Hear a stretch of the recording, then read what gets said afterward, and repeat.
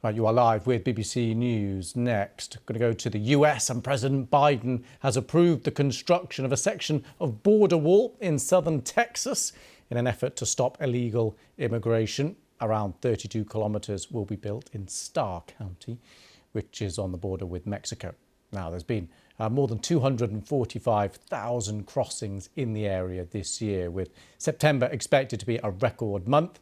But the move is a major U-turn by the president, who criticised his predecessor, Donald Trump, for making the wall such a key policy. Well, it comes as top White House officials are actually in Mexico as the two neighbours attempt to ease tensions at the border. Secretary of State Antony Blinken and the Attorney General Merrick Garland were hoping to tackle the issue of drug trafficking, illegal migration. But the Mexican, Andrés Manuel López Obrador, is not happy about the wall, saying he believes the White House had come under pressure from extreme right-wing groups. Voy a hablar del tema de esta propuesta. I'm going to talk about a proposal that was released yesterday para permitir la construcción to allow the construction of a wall on the border, which is contrary to what President Biden has said. Authorizing the construction of a wall is a setback. It does not solve. Well, the US Secretary of State attempted to get things back on track, speaking about what the two nations had in common. We're proceeding based on a sense of shared responsibility, cooperation, collaboration, mutual respect. This framework reflects our nation's shared interest and shared responsibility in addressing crime, violence, trafficking. It also underscores a shared understanding that we have that while policing and border enforcement are absolutely critical tools, they alone cannot address the complex drivers of our security challenges. Right, let's go to Mexico City now. We can speak to journalist James Frederick. Thanks very much for coming on the programme. Thanks for having me. So what do you make of these high-level visits so far? Well, I think these are primarily political moves. There hasn't been any announcement yet, save for Biden announcing border construction, which is separate to all of this. There hasn't been any announcements of a major change of U.S.-Mexico relations or policy, but I do think there's a real political element to this. Both the United States and Mexico have presidential elections next year. Both the Democrats in the United States and the Morena party in Mexico want to keep a hold on power next year. And I think there's an incentive for both to say, we're working together, we can make progress. These are big problems, but we're working together to solve them.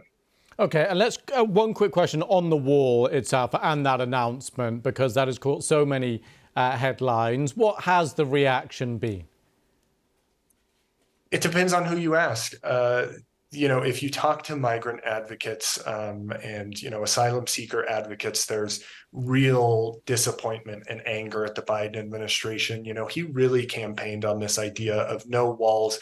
The idea of a border wall is really associated with Donald Trump and the Republican Party right now. So from that side, it's seen as a betrayal. There are others who think this is a necessary step to help border crossings. But this is much more of a conservative move to install more border wall. I don't get a sense that conservatives think that, Biden is their man on the border, even when he makes moves like this. Interesting. Okay, let's look at the wider problem. We've just been looking at the issue in Europe. Of course, the issue of migration is huge. Here, politicians trying to get together and come to some kind of agreement. It is an issue which is huge in scale, clearly. Are we expecting, you said no major announcements so far on any of the issues for that high-level visit. Is there anything we should be listening out for? Can we expect anything concrete at the end of this?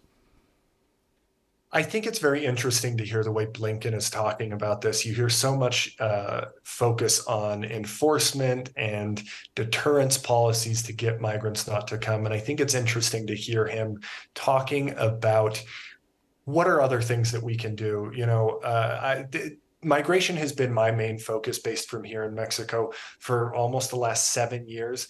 And the rhetoric has been the same for about 7 years that, we need to, attack root causes. We need to stop people from coming. And, we're seeing the same things over and over again. There are different problems, different economic and security crises in Central America and South America that drive people north. And I think what we should be looking for is the United States going to continue to invest in alternatives, places that people who are trying to go to the United States can go instead of making this dangerous journey towards the United States? So I think that's what to look for. What are other reasonable alternatives people can have to resettle elsewhere? Mexico, for example, is expected to receive more than 150,000 asylum applications this year. That's a record. So we are seeing that people are considering alternatives to going to the United States. Interesting. James Frederick, great to have you on. Thanks so much. Thanks for having me.